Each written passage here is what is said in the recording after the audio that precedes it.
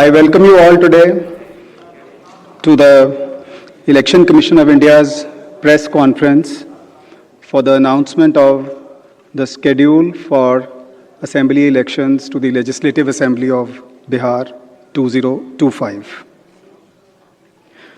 We have amongst us Honorable Chief Election Commissioner Shri Gyanesh Kumar Sir, Honorable Election Commissioner Dr. Sukhbir Singh Sandhu Sir, Honorable Election Commissioner Dr. Vivek Joshi Sir, Senior Deputy Election Commissioners Manish Garg Sir, Gyanesh Bharti Ji, Pawan Kumar Sharma Ji, Election Commissioners Yetru Ji, Sanjay Kumar Ji, Director General IT Seema Madam. Before we start, I'll just briefly let you know that what will be the format of our press conference.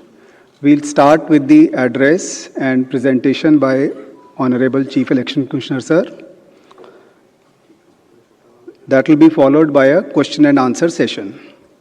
For the question and answer session, as per our previous practice, we'll be taking questions in groups of 5, and then Honorable Chief Election Commissioner would be answering in those groups.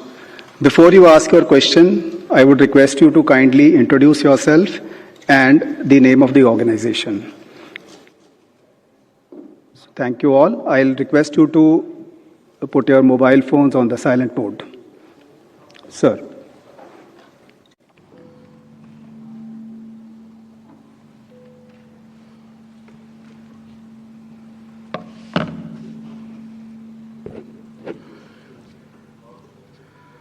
Honorable Election Commissioner Dr. Sukhbir Singh Sandhu Ji, Honorable Election Commissioner Dr. Vivek Joshi, election commission के वरिष्ठ अधिकारीगण और सभी media के साथियों,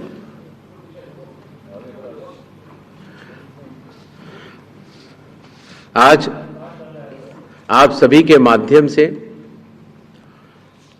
बिहार विधानसभा के आम चुनाव 2025 की तारीखों की घोषणाएं भी होंगी और इस चुनाव में चुनाव आयोग की जो तैयारियां हैं उसके बारे में भी हम आपको बताएंगे।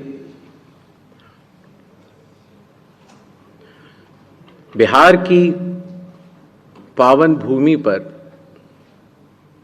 5 वर्षों के बाद अब विधानसभा के चुनाव का आगमन हो रहा है।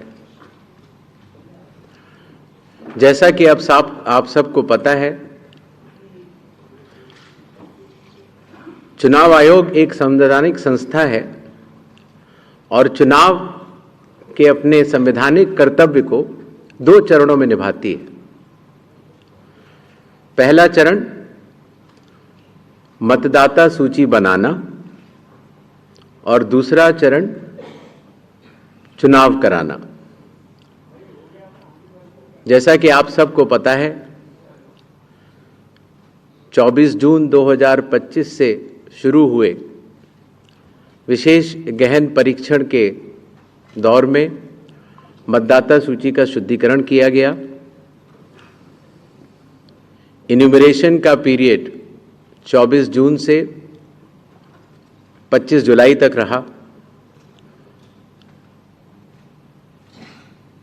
1 अगस्त को ड्राफ्ट सूची पब्लिश की गई और सभी राजनीतिक दलों को भी दी गई। 1 अगस्त से लेके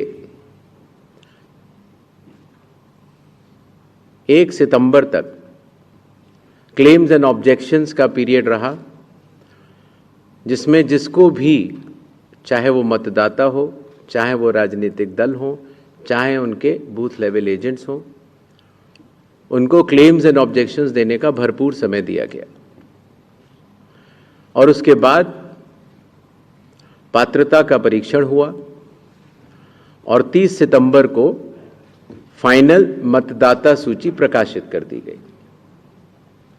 फाइनल मतदाता सूची भी सभी राजनीतिक दलों को दी जा चुकी है और अभी भी अगर उसमें कोई भी इलेक्टोरल रजिस्ट्रेशन ऑफिसर से कोई गलती रह गई हो तो उसके ऊपर जिला अधिकारी के पास अपील फाइल की जा सकती है। और साथ ही साथ किसी का नाम अगर छूट गया हो तो वो नॉमिनेशन के 10 दिन पहले तक जुड़वा सकता है। नॉमिनेशन समाप्त होने पर जो भी मतदाता सूची फाइनल होगी उस पर चुनाव होंगे और उसके उपरांत कोई भी नाम जोड़ा नहीं जा सकता।